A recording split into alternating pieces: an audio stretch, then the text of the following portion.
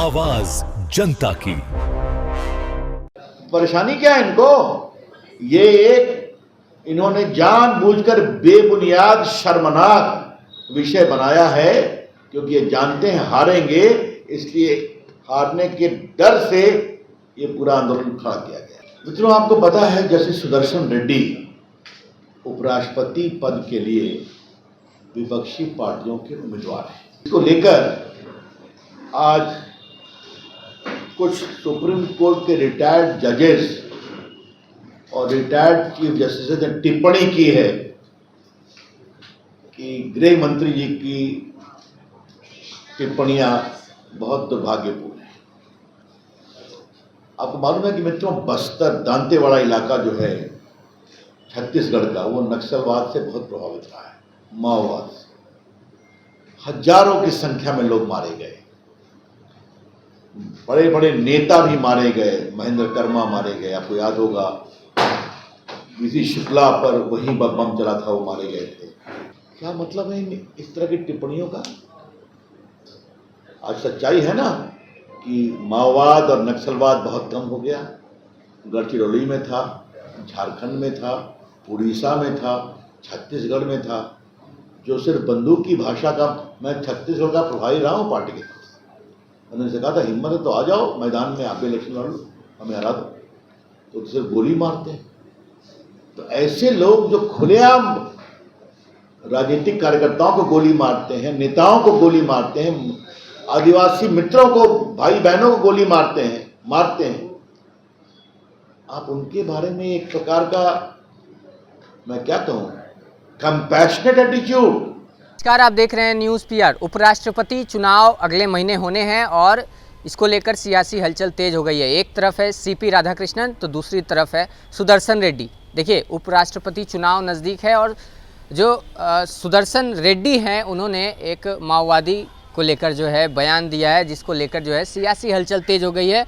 अमित शाह हैं गृह मंत्री, उन्होंने भी टिप्पणी की है। देखिए, इसको लेकर आज जो है प्रेस कॉन्फ्रेंस रखा गया भाजपा प्रदेश कार्यालय में और रविशंकर प्रसाद हैं केंद्रीय मंत्री, वो पहुंचे हैं और हम सबको सबसे पहले आपको सुनाएंगे कि क्या कुछ कह रहे हैं वो। के बाद आज मुझे फिर प्रेस करना पड़ रहा है, एक महत्वपूर्ण राष्ट्रीय विषय है, इसलिए आपसे बातचीत करने का निर्देश हुआ दिल्ली से, जो देश के लिए भी आवश्यक है, बिहार के लिए भी आवश्यक है। और नक्सलवाद की लड़ाई कैसे लड़ी जाए, माओवाद को कैसे समाप्त किया जाए, उसकी क्या रणनीति होनी चाहिए, इसके बारे में भी बड़े गंभीर सवाल खड़े होते हैं। मित्रों, आपको पता है जस्टिस सुदर्शन रेड्डी उपराष्ट्रपति पद के लिए विपक्षी पार्टियों के उम्मीदवार हैं। Justice Sudarshan Reddy supreme court के एक रिटायर्ड जज हैं। हम सभी जजेस का सम्मान करते हैं। सलवा जुल्म मामले में 2011 के उनके निर्णय पर देश के सम्मानीय गृह मंत्री अमित शाह जी ने टिप्पणी की थी कि उनके इस निर्णय से माओवाद के प्रकोप को कम करने में कठिनाई पैदा हुई है। इसको लेकर आज कुछ सुप्रीम कोर्ट के रिटायर्ड जजेस और रिटायर्ड चीफ जस्टिस ने टिप्पणी की है कि गृह मंत्री जी की टिप्पणियां बहुत दुर्भाग्यपूर्ण है। उनको अपनी बात कहने का अधिकार है, लेकिन आज कुछ बहुत बुनियादी सवाल खड़े करने हैं। I wish to raise some very fundamental issues about Justice Sudarshan Reddy, who is the opposition candidate for the post of Vice President. जब आप उपराष्ट्रपति पद के उम्मीदवार हैं तो आपकी सोच, आपकी रीति, आपकी नीति, इस पर चर्चा तो होगी ना। कई पूर्व मुख्य न्यायाधीश अगर राज्यसभा में आए, अब कुछ लोग लोकसभा लड़े, तो विपक्ष के लोग बहुत विरोध करते थे। मैं किसी का नाम तो नहीं लूँगा, ये सच्चाई है ना। लेकिन अगर गृह मंत्री माननीय अमित शाह जी ने उनके सलवा जुर्म निर्णय को लेकर कुछ टिप्पणी की है तो इसमें गलत क्या है? ये 2011 का फैसला है सलवा जुर्म का, जस्टिस सुदर्शन रेड्डी का, सुप्रीम कोर्ट। और थोड़ा मैं इसके पैराग्राफ्स को पढ़ूंगा और आप सभी बड़े अनुभवी पत्रकार हैं, इससे क्या निष्कर्ष निकलता है ये भी बताऊंगा। आपको मालूम है कि मित्रों, बस्तर दांतेवाड़ा इलाका जो है छत्तीसगढ़ का, वो नक्सलवाद से बहुत प्रभावित रहा है, माओवाद से। हजारों की संख्या में लोग मारे गए, बड़े बड़े नेता भी मारे गए, महेंद्र कर्मा मारे गए, आपको याद होगा विधि शुक्ला पर वही बम चला था, वो मारे गए थे। हमारे भाजपा के कई नेता शहीद हुए वहां पर। ये लंबा आंदोलन चला है। इसको लेकर 2011 मतलब मनमोहन सिंह की सरकार और वहां भाजपा की सरकार, तो एक ये विचार हुआ कि जो आदिवासी नौजवान हैं, जो अपने इलाके को अधिक समझते हैं, उनको लेकर एक स्पेशल फोर्स बनाई जाए, उनको ट्रेन किया जाए और उसके माध्यम से, चूंकि वो अपने वन को समझते हैं, बाकी समझते हैं, तो इसको लेकर पुलिस के सहयोग में उनका सदुपयोग किया जाए कुछ ट्रेनिंग के बाद। और ये शुरू हुआ, इससे बहुत फायदा भी मिला। कई माओवादियों के गढ़ नष्ट हुए और ये कार्रवाई चल रही थी, उसमें बहुत सफलता मिली। कुछ घोर माओवादी समर्थक बुद्धिजीवियों ने इसको चैलेंज किया सुप्रीम कोर्ट में। सलवा जुर्म का पूरा जो प्रयास है वो गैर कानूनी है, असंवैधानिक है, अपनी जगह पर है। इसका निर्णय करने वाले 2 जज में प्रमुख थे जस्टिस सुदर्शन रेड्डी। और ये जो निर्णय लिखा है, ये मैं आपको बता देना चाहता हूं, ये निर्णय भी सुदर्शन रेड्डी साहब ने लिखा है। ये देखिए, ये तो पैराग्राफ 74 पढ़ करके तो मैं तो शॉक हो गया हूं।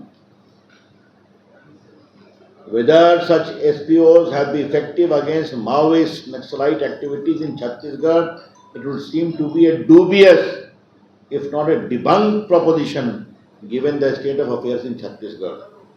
Even if it is so, the sake of argument that indeed the SPOs were effective against Maoist Naxalites, the doubtful gains are accruing only by the occurrence of a massive loss of fidelity to the Constitution.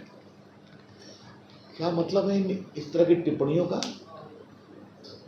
आज सच्चाई है ना कि माओवाद और नक्सलवाद बहुत कम हो गया। गढ़चिरौली में था, झारखंड में था, उड़ीसा में था, छत्तीसगढ़ में था। जो सिर्फ बंदूक की भाषा का, मैं छत्तीसगढ़ का प्रभारी रहा हूँ पार्टी के पास। उन्होंने कहा था हिम्मत है तो आ जाओ मैदान में, आप इलेक्शन लड़ लो, हमें हरा दो, तो सिर्फ गोली मारते हैं। तो ऐसे लोग जो खुलेआम राजनीतिक कार्यकर्ताओं को गोली मारते हैं, नेताओं को गोली मारते हैं, आदिवासी मित्रों को, भाई बहनों को गोली मारते हैं, आप उनके बारे में एक प्रकार का, मैं क्या कहूं, कंपैशनेट एटीट्यूड, भावनाओं से जुड़ा हुआ। और लास्ट में मित्रों मैं इतना ही कहूंगा, पारा 75 में the state of Chhattisgarh immediately cease and desist from using SPO in any manner for countering, eliminating Maoist Naxalite activities, और भारत सरकार को भी यही निर्देश दिया। और ये भी मैं कह देना चाहता हूं कि बहुत जरूरी है जानना, मैं पैराग्राफ 74 पढ़ रहा हूं निर्णय का। Both the Union of India and the state of Chhattisgarh have sought to rationalize the use of special protection offices. तो दोनों भारत सरकार और छत्तीसगढ़ सरकार एक ही मंच पर थी कि ये जरूरी है नक्सलवाद को समाप्त करना। इस निर्णय को देने वाले जिस निर्णय के कारण माओवाद की लड़ाई में धक्का लगा, आज वो विपक्ष के उपराष्ट्रपति के उम्मीदवार हैं। और श्रीमान राहुल गांधी जी, ये आप तो बहुत बोलते हैं, आपकी सरकार थी 2011 में, मनमोहन सिंह प्रधानमंत्री थे, तो आपकी सरकार ने भी सभा जुलूम के मामले में छत्तीसगढ़ सरकार के साथ एक स्टैंड लिया था कि इससे माओवाद नक्सलवाद को रोकने में समर्थन मिला। अगर आज वो उपराष्ट्रपति पद के उम्मीदवार हैं तो उनकी सोच क्या है, उनका पूरा अप्रोच क्या है, इसको कहने में क्या दिक्कत है भाई। मैं भी देश का छोटा मोटा वकील हूं, कानून मंत्री भी रहा हूं, कानून समझता हूं। हम निर्णय का विरोध नहीं कर रहे हैं, लेकिन कानून के छात्र के रूप में इसमें जो टिप्पणियां की गई हैं वो ठीक नहीं है। न्यू लिबरलिज्म, इससे माओवाद समाप्त नहीं होगा। ये निर्णय राज्य का है, ये निर्णय केंद्र का है। कैसा कंजम्पशन चलेगा, उससे क्या होगा, जो पूरा लंबा चौड़ा आपने भाषण दिया है वो जुडिशियल अप्रोच की परिधि से बाहर है। तो नाम जुड़ जाएगा। अगर 30 लाख लोग बिहार छोड़कर बाहर चले गए हैं तो आप दिखा दीजिए कि बिहार में रहते हैं, तो नाम उनका जुड़ जाएगा। अगर लाखों लोग का नाम 2 जगह है, आप दिखा दीजिए कि इनका नाम नहीं है, तो जुड़ जाएगा। परेशानी क्या है इनको? ये एक इन्होंने जानबूझकर बेबुनियाद शर्मनाक विषय बनाया है, क्योंकि ये जानते हैं हारेंगे, इसलिए हारने के डर से ये पूरा आंदोलन खड़ा किया गया।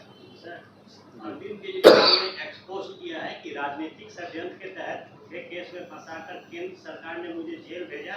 मैंने जेल से 160 दिन सरकार चलाई। पिछले 7 महीनों में दिल्ली की बीजेपी सरकार ने दिल्ली का ऐसा और श्रीमान जी, दिल्ली में भाजपा के प्रवक्ता है ना, जवाब देंगे उसका। अब अरविंद केजरीवाल इतना तो इम्पोर्टेंट मेरे नहीं ना है कि आज मैं राष्ट्रीय विषय में बात कर रहा हूं और आज वो जस्टिफाई कर रहे हैं मैंने जेल सरकार चलाई। देख लीजिए, ये हैं अन्ना हजारे के शिष्य, बाकी जवाब दिल्ली देगी। तो आपने सुना, रविशंकर प्रसाद केंद्रीय मंत्री हैं, उन्होंने सुदर्शन रेड्डी को घेरे में लिया है और अमित शाह ने क्या कुछ कहा उसको लेकर भी उन्होंने चर्चा की है। आपने क्या राय है हमें देना ना भूलें। ऐसी तमाम खबरों के लिए बने रहे न्यूज़ पीआर के साथ। धन्यवाद।